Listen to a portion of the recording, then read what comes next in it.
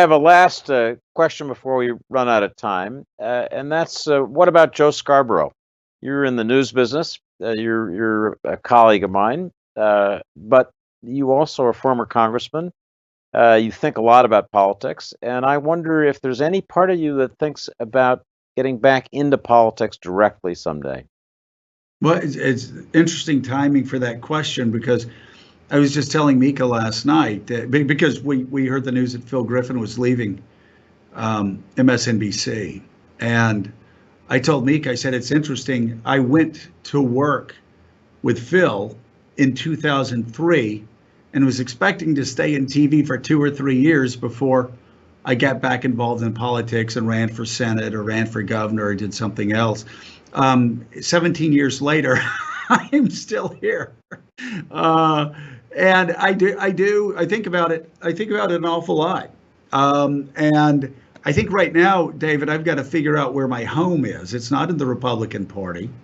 Um, I could never be a Republican again after the way the party's acted over the past 4 years, after the way it's uh, thumbed its nose at constitutional norms, sat silently by while the president attacked the free press, while the president tried to have his political opponent arrested, while the president refuses to accept the results of this election, tried to throw out over 80 million votes for Joe Biden.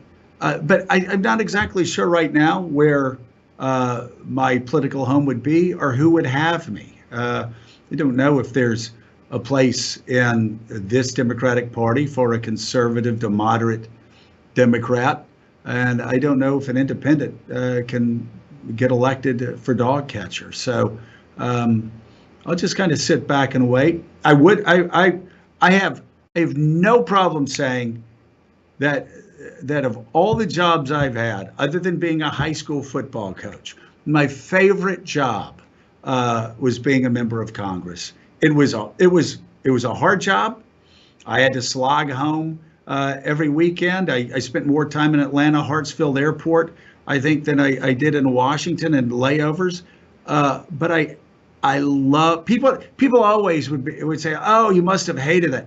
I loved every second of it. And it's still rewarding when I have constituents that I see in Pensacola that say, "You won't remember this, but," and then they'll tell me the story about how I got a family member home for a funeral from overseas, or how I called.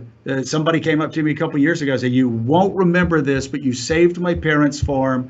The IRS had been conducting an audit for 10 years, and it was a nightmare for them, and they were about to go bankrupt with all the fees and the bills. And all I did was I called up the IRS. I said, "Listen, here." I had a friend in the Pensacola branch. I said, "Listen, can you tell your superiors if you want to arrest them, go ahead and arrest them, but if you don't, wrap up your damn investigation and get the hell off their farm." And So, they Joey, they said thanks, Joe, and they wrapped up their investigation and they got off their damn farm. So that it was nice to be able to help people.